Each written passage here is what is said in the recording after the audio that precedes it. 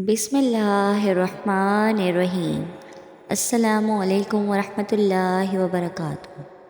کئی دفعہ مشاہدہ کیا ہے کہ قلب و ذہن پر اترتی بے ساختہ دعائیں معجزوں کی طرح قبول ہوتی ہیں، بظاہر ناممکن لیکن اللہ کے جانب میں شرف قبولیت حاصل کرنے والی۔ انسان حیران ہوتا ہے کہ اللہ تعالیٰ نے بظاہر ناممکن دکھائی دیتی دعاؤں کی قبولیت کے اسباب کیسے مہیا فرما دیے ہیں اور کس طرح ہماری دعائیں قبول فرمائی ہیں۔ بلا شبہ دعا عبادت کا مغز ہے اور اللہ تعالیٰ کو دعا کے لیے اٹھنے والے ہاتھ بہت پسند ہیں۔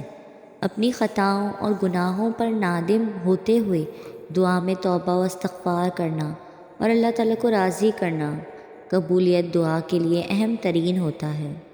پورا ماہ رمضان قبولیت دعا کے خاص مواقع میں سے ہے، اس لیے اس میں دعاؤں کا خوب اہتمام ہونا چاہیے۔ روزے دار کی دعا قبول ہو جاتی ہے، لہٰذا اللہ تعالیٰ سے زیادہ مانگتے رہنا چاہیے۔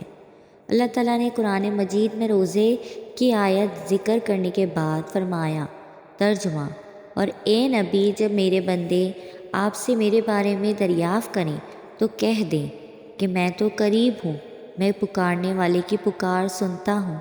جب بھی وہ مجھے پکارے تو انہیں چاہیے کہ وہ میرے احکام مانیں اور مجھ پر ایمان لائیں تاکہ وہ ہدایت حاصل کریں۔ علامہ ابن عاشور رحمۃ اللہ علیہ فرماتے ہیں کہ اس آیت میں اس بات کی طرف اشارہ ہے کہ روزے دار کی دعا قبول کی جائے گی اور ماہ رمضان کی سبھی دعائیں قبول ہونے کی امید ہے، اور رمضان میں ہر دن کے اختتام پر افطاری کے وقت دعا کرنا مشروع ہے۔ اسی طرح اللہ تعالیٰ کا ارشاد ہے کہ ترجمہ: مجھ سے دعا مانگو میں قبول کروں گا۔ ایک حدیث قدسی میں اللہ تعالیٰ نے ارشاد فرماتے ہیں کہ میں اپنے بندے کے گمان کے مطابق اس کے پاس ہوں، یعنی وہ جیسا گمان مجھ سے رکھتا ہے میں اس سے ویسا ہی معاملہ کرتا ہوں، اور میں اس کے ساتھ ہوں جب وہ مجھ سے دعا کرے۔ اگرچہ سحری و افطاری کے اوقات میں روزے دار کی دعا کی قبولیت کے اسباب بڑھ جاتے ہیں، مگر روزے دار کی دعا سارا دن ہی قبول کی جاتی ہے۔ نبی اکرم صلی اللہ علیہ وسلم کا فرمان ہے کہ 3 دعائیں رد نہیں کی جاتی: باپ کی دعا، روزے دار کی دعا اور مسافر کی دعا۔ حضرت عبداللہ بن عمر رضی اللہ تعالیٰ عنہ فرماتے ہیں کہ ہر مومن کی دعا افطار کے وقت ضرور قبول ہوتی ہے، یا دنیا میں قبول ہو جاتی ہے یا پھر آخرت کے لیے ذخیرہ کر دی جاتی ہے۔ سیدنا عبداللہ بن عمر رضی اللہ تعالیٰ عنہ اپنے لیے یہ دعا کیا کرتے تھے: اے وسیع مغفرت والے، مجھے بخش دے۔ روزے دار کو چاہیے کہ سارا دن دنیا و آخرت کی بھلائیاں مانگتا رہے، کیونکہ اس حدیث سے پتہ چلتا ہے کہ روزے دار کے لیے سارا دن ہی دعا کرنا مستحب ہے۔ قرآن مجید میں ارشاد ہوتا ہے کہ یقیناً اللہ تعالیٰ بہت توبہ کرنے والوں اور بہت پاک رہنے والوں سے محبت کرتا ہے۔ توبہ کون کرتا ہے؟ جو گناہ کرتا ہے۔ بار بار توبہ کون کرتا ہے؟ جو بار بار گناہ کرتا ہے۔ اور گناہ گار کون نہیں ہوتا؟ انبیاء کرام تک سے خطائیں ہو جاتی تھیں۔ سب سے زیادہ معاف کرنے اور توبہ قبول کرنے والا ہے، اور پھر اس سے بڑھ کر یہ کہ اللہ تعالیٰ بہت زیادہ توبہ کرنے والوں اور بہت زیادہ پاک و صاف رہنے والوں سے محبت کرتا ہے۔ کہاں ہم جیسے گناہ گار کہ اپنے دل میں اللہ کی محبت پانے کے لیے بےتاب رہتے ہیں، اور کہاں یہ مقام و مرتبہ کہ اللہ تعالیٰ خود ہم سے محبت کرے۔ بلا شبہ یہ بہت توبہ و استغفار کرنے والوں کو نصیب ہوتا ہے۔ اے اللہ، مجھے بہت توبہ کرنے والوں اور بہت پاک رہنے والوں میں سے بنا دے۔ رسول اکرم صلی اللہ علیہ وسلم کا فرمان ہے کہ انسان کی 3 باتوں سے خالی نہیں ہوتی: اس کا گناہ بخشا جاتا ہے، یا 2 دنیا میں اسے فائدہ حاصل ہوتا ہے، یا 3 اس کے لیے آخرت میں بھلائی جمع کی جاتی ہے۔ کہ جب بندہ اپنی ان دعاؤں کا اجر و ثواب دیکھے گا جو دنیا میں قبول نہیں ہوئی تھی تو وہ تمنا کرے گا کہ کاش دنیا میں میری کوئی دعا قبول نہ ہوتی، اور سب آخرت کے لیے جمع رہتی۔ خواتین کو بھی دعا مانگنے اور توبہ استغفار کرنے میں سستی اور کوتاہی نہیں کرنی چاہیے، خصوصاً سحری اور افطاری کے مصروف اوقات میں وقت نکال کر ضرور اپنے لیے کم از کم 5-10 منٹ اللہ تعالیٰ کے سامنے دعاؤں کے لیے ہاتھ اٹھا کر اور جھولی پھیلا کر توبہ استغفار کرنا اور اپنی ساری ضروریات، حاجات اور مرادیں مانگنی چاہیے۔ ذاتی دعاؤں اور دیگر عزیزوں اقراب کے لیے دعائیں کرنے کے ساتھ ساتھ وطن عزیز پاکستان اور امت مسلمہ کے مظلوموں مسلمانوں کو بھی اپنی دعاؤں میں ضرور یاد رکھنا چاہیے، اور امت مسلمہ کے اتحاد و اتفاق اور اس کی نشاط ثانیہ کے لیے بھی دعائیں کرنی چاہیے۔ حضرت ابو ہریرہ رضی اللہ تعالیٰ عنہ سے روایت ہے کہ رسول اکرم صلی اللہ علیہ وسلم نے فرمایا، جب رمضان کی پہلی رات آتی ہے تو شیطان اور سرکش جن قید کر دیے جاتے ہیں اور دوزخ کے دروازے بند کر دیے جاتے ہیں، پھر ان میں سے کوئی دروازہ نہیں کھولا جاتا اور جنت کے دروازے کھول دیے جاتے ہیں، پھر ان کو بند نہیں کیا جاتا، اور ایک اعلان کرنے والا اللہ کی طرف سے اعلان کرتا ہے کہ اے نیکی کے طالب، نیکی کی طرف آگے بڑھ، اور اے بدکاری کا ارادہ کرنے والے، بدی چھوڑ دے۔ اور اللہ تعالیٰ اس مہینے میں بہت سے لوگوں کو جہنم کی آگ سے آزاد کرتا ہے، اور یہ رمضان کی ہر رات کو ہوتا ہے۔ رمضان مبارک اللہ کی رحمتوں کے موسم بہار ہے، اگرچہ اس کی رحمتیں ہر آن ہر لمحہ اس کی مخلوق پر بلا تفریق و امتیاز برستی رہتی ہیں، لیکن کچھ مخصوص دن اور رات و مہینے ایسے ہیں جن میں اللہ رب العزت اپنے بندوں پر بے شمار رحمتیں برکتیں نازل فرماتا ہے۔ بہار کے موسم آتے ہیں، چمن میں روح پرور ہوائیں چلنے لگتی ہیں، خوش درخت ہرے بھرے ہو جاتے ہیں، پھول کھلنے لگتے ہیں، جس میں انسانی کی رگوں میں تازہ خون کی گردش کرنے لگتا ہے۔ ماہ رمضان انسانوں کے لیے اللہ کی بے پناہ رحمتوں کا موسم بہار ہے۔ اعلان خداوندی ہے کہ رمضان کا مہینہ وہ ہے جس میں قرآن اترا لوگوں کی ہدایت کے لیے۔ قرآن رمضان کی فضیلت کلام الہی قرآن مجید سے، اور قرآن کے نزول کا مقصد ہدی الناس انسانوں کی ہدایت کے لیے کلام الہی نازل ہوا۔ تمام بنی نوع انسان کی فلاح و بہبود کے لیے اللہ نے قرآن نازل فرمایا۔ اللہ تعالیٰ کے تمام احکامات میں انسان کی فلاح و بہبودی پنہاں ہے۔ ان احکامات کے بے شمار جسمانی اور روحانی فوائد ہیں۔ ان میں نہ صرف خدا کی خوشنودی مضمر ہے بلکہ خود انسان کے لیے دنیا و آخرت میں فلاح و نجات کا ذریعہ ہے۔ اللہ تعالیٰ کے یہ بہت سے احکامات فرائض کے درجے میں ہیں، کلمہ، نماز، روزہ، حج، زکوٰۃ۔ ان سب فرائض کو چھوڑنے پر سخت گناہ و عذاب ہے۔ نماز کے بعد سب سے اہم عبادت روزہ ہے۔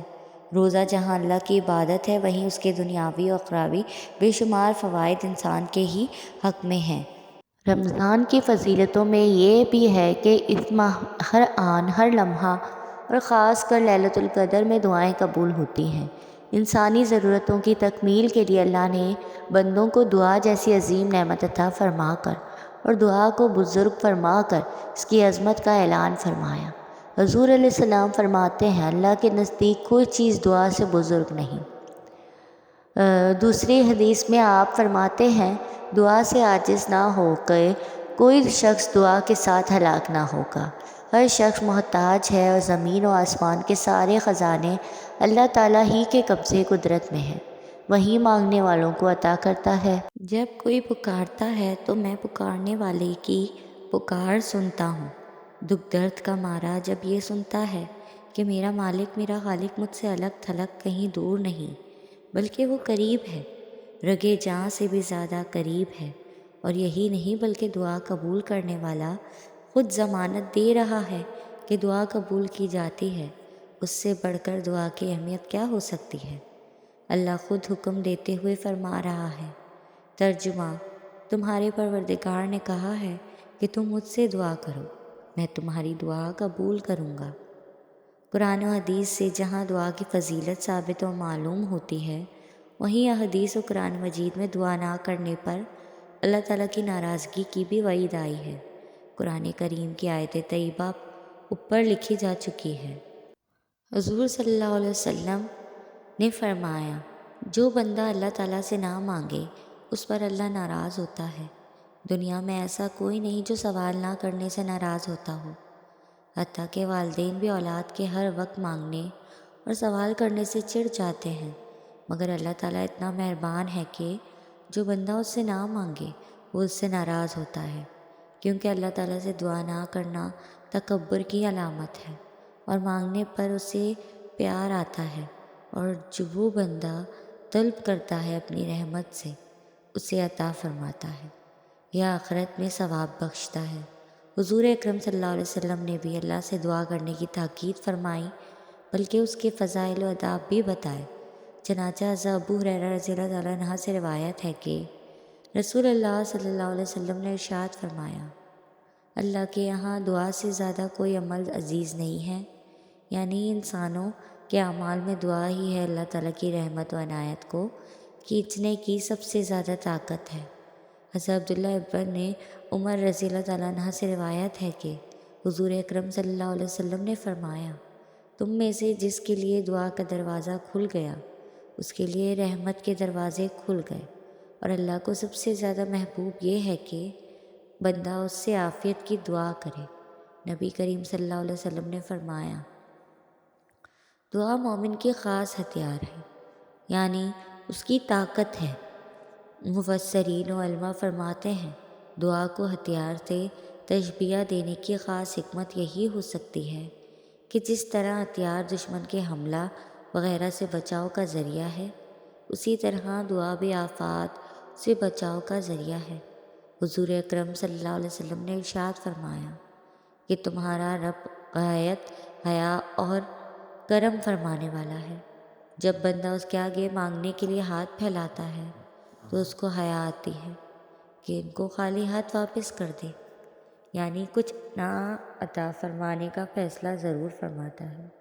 حضور نبی کریم صلی اللہ علیہ وسلم کا ارشاد گرامی در حقیقت سائل کے لیے امید کی کرن ہے کہ اللہ تعالیٰ ایسا کریم ہے جو مانگنے والوں کو کبھی محروم نہیں کرتا، اور بندے کی ضرورت و مصلحت کے مطابق ضرور عطا فرماتا ہے، اور وہ رگے جاں سے بھی زیادہ قریب ہے۔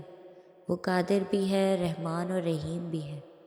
تم دستے دعا دراز کرو، تم دامن طلب پھیلا کر دیکھو، تم دل سے اس کی در رحمت پر آواز دو، وہ سنے گا تمہاری فریاد، وہ قبول کرے گا تمہاری دعا۔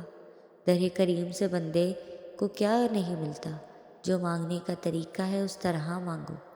ناظرین، ویسے تو رمضان میں پڑھنے کے لیے بہت سے ذکر و اذکار ہیں، لیکن ایک خاص دعا جو ہم آپ کو بتانے والے ہیں کہ رمضان میں کسی بھی رات تہجد کے وقت آسمان کی طرف منہ کر کے 11 مرتبہ یہ دعا پڑھ لینا، لا الہ الا اللہ الحی القیوم القائم علی کل نفس بما کسبت انشاءاللہ۔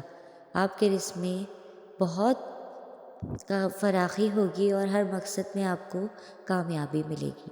اللہ تعالیٰ ہمیں دین کی مکمل سمجھ نصیب فرمائے اور ہمارا خاتمہ ایمان پر فرمائے، آمین۔ آپ کو میری ویڈیو پسند آئی ہو تو لائک، کمنٹ اور شیئر کر دیں، اور میری چینل اسفا یوسف کو سبسکرائب کر دیں۔ جزاک اللہ۔